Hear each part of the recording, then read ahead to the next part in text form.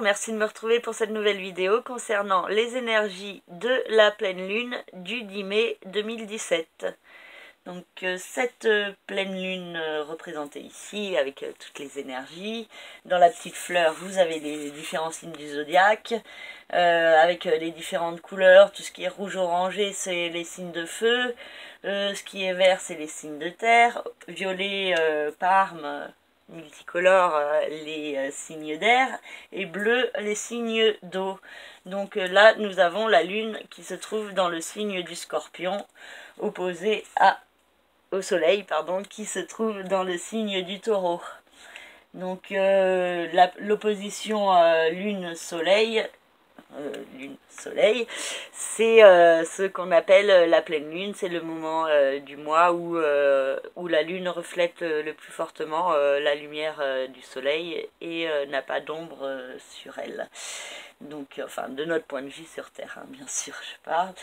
Et donc cette opposition crée des énergies qui peuvent être puissantes ou intenses et provoquer des perturbations, des révélations ou de la nervosité chez certains. Donc à chaque pleine lune, ça peut être un petit peu le cas. On peut avoir du mal à dormir, certains peuvent souffrir de maux de tête, de migraines ou autres, et être assez irritable, agressif.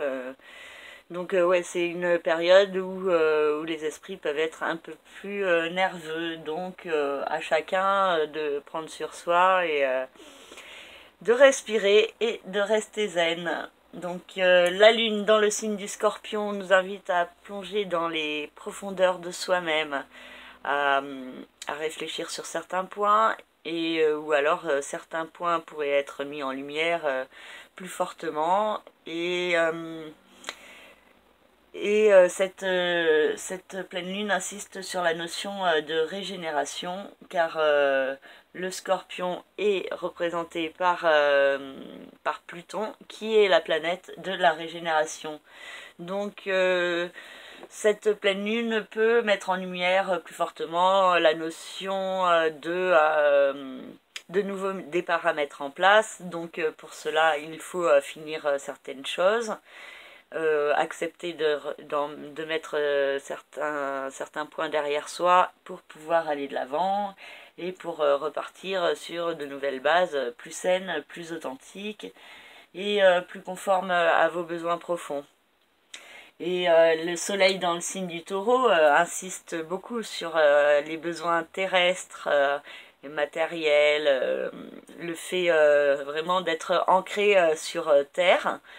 Donc finalement avec cette pleine lune il y a la notion du soleil nous sur Terre et finalement la lune dans le signe du Scorpion c'est nos racines à l'intérieur sous la terre. Donc voilà, il y a un petit équilibre à trouver entre tout ça et cette pleine lune pourrait le mettre fortement en lumière. Donc comme je l'ai dit, avec Pluton au sextile de la lune et du soleil, il y a une notion très forte de régénération qui peut se mettre en place et donc il faut avoir confiance et passer à l'action pour cela. Même si Pluton est toujours au carré de Jupiter et ça sera un peu plus fort quand Jupiter reprendra son mouvement direct. Donc au mois de juillet, il y aura le carré exact avec Pluton qui va se reproduire.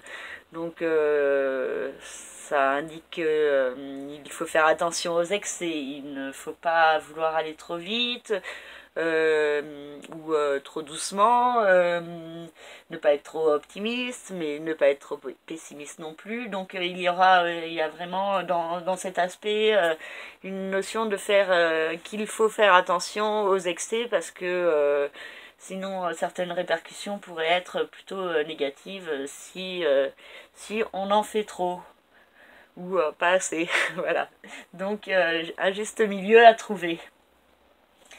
Ensuite, nous avons Saturne qui est dans le signe du Sagittaire, qui est au carré de Chiron. Donc il y a la notion d'une guérison qui n'est pas facile à mettre en place. Ça peut être un peu laborieux, on peut se sentir un peu freiné, bloqué ou faible. Donc ça peut jouer également intérieurement sur son état d'esprit. Donc il ne faut pas se laisser abattre par les difficultés, mais au contraire se montrer persévérant et faire les efforts pour passer en action et mettre en place les transformations qui s'imposent avec le trigone de Saturne, avec Uranus et avec Mercure. Uranus et Mercure en conjonction dans le signe du Bélier. Ça s'est déjà produit avant la rétrogradation de Mercure. Maintenant, Mercure a repris son mouvement direct, donc se retrouve à nouveau en conjonction avec Uranus. Donc Uranus, c'est la planète du changement et de la transformation. Avec Uranus dans le signe du Bélier, il y a vraiment des transformations à mettre en place. Chez chacun, il y a des changements à mettre en place dans un domaine ou dans un autre, selon quelle maison se trouve dans le signe du Bélier, dans votre thème de naissance. Donc avec Mercure en conjonction avec Uranus, il y a vraiment la notion de compréhension, de perception nouvelle qui peut se mettre en place et il pourrait y avoir vraiment un phénomène plus fort de révélation qui se fait ressentir. Je dis plus fort parce que souvent la pleine lune est déjà une période propice aux révélations. Donc là, pleine lune plus conjonction Uranus-Mercure, trigone Saturne, c'est possible qu'il y ait des projets qui puissent germer intérieurement, même s'ils peuvent paraître un peu fous ou original, parce que Uranus c'est aussi l'originalité.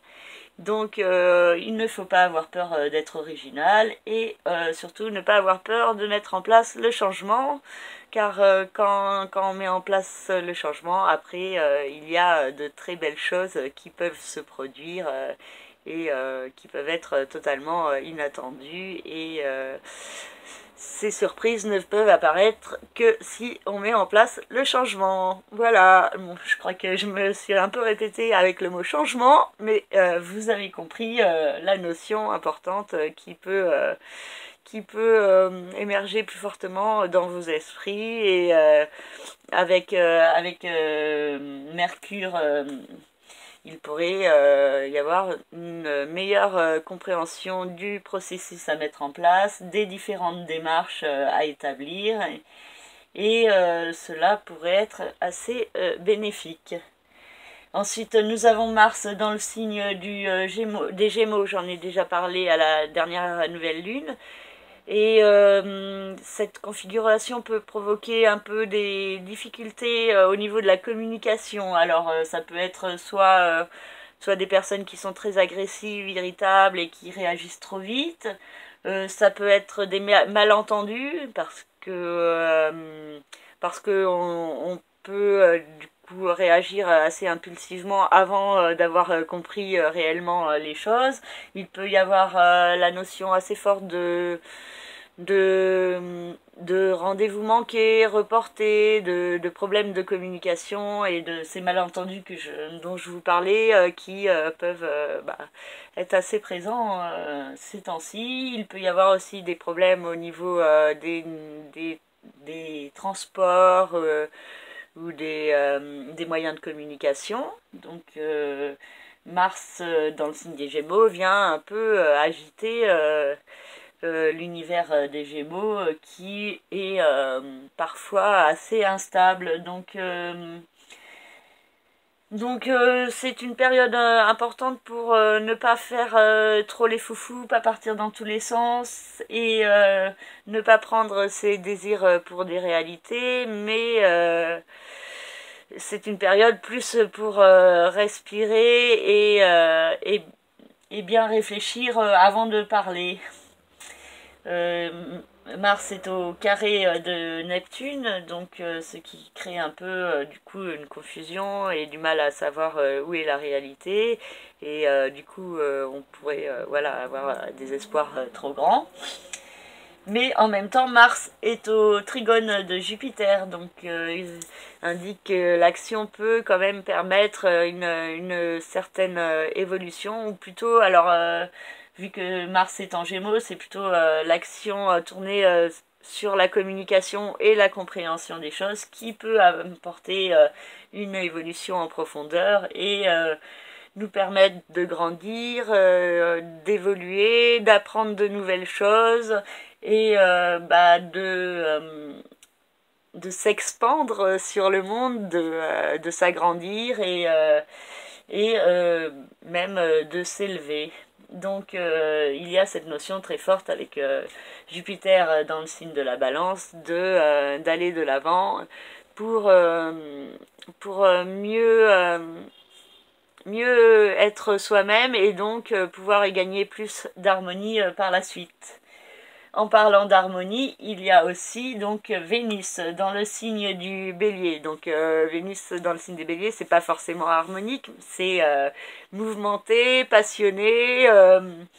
Donc, mais ça peut être très sympa et apporter des énergies d'amour dans certaines actions. Donc il y a certains événements propices à des nouveaux liens sentimentaux qui peuvent être possibles. Ça peut être aussi également au niveau créatif qu'il y ait des nouvelles belles inspirations ou alors une appréciation plus grande de l'art et des belles choses de la vie. Vénus est au trigone de Vesta qui vient d'entrer dans le signe du Lion. Donc Vesta, c'est la planète de l'harmonie et Vénus, la planète de l'amour, de la chance et également de l'harmonie. Et donc ces deux planètes en trigone peuvent indiquer une période importante où certaines énergies d'amour et d'amitié peuvent se faire ressentir plus fortement. Donc aussi à chacun de disperser ces énergies-là pour cette pleine lune. Voilà, j'ai fait à peu près le tour. J'espère que cette petite vidéo vous aura plu et qu'elle vous éclairera. Et elle est d'ordre très général. Les vidéos signe par signe, je ne peux les faire qu'une fois par mois parce que ça prend énormément de temps. Et donc si vous avez besoin de plus d'informations concernant votre propre thème de naissance ou un questionnement en particulier dans votre vie, n'hésitez pas à me contacter par le biais de mon site internet lacerisecosmique.jimdo.com. Dans la rubrique service, vous avez toutes les prestations. Et voilà, je vous remercie de votre écoute. Je vous dis à très bientôt et je vous souhaite une très belle pleine lune. Prenez soin de vous. Au revoir.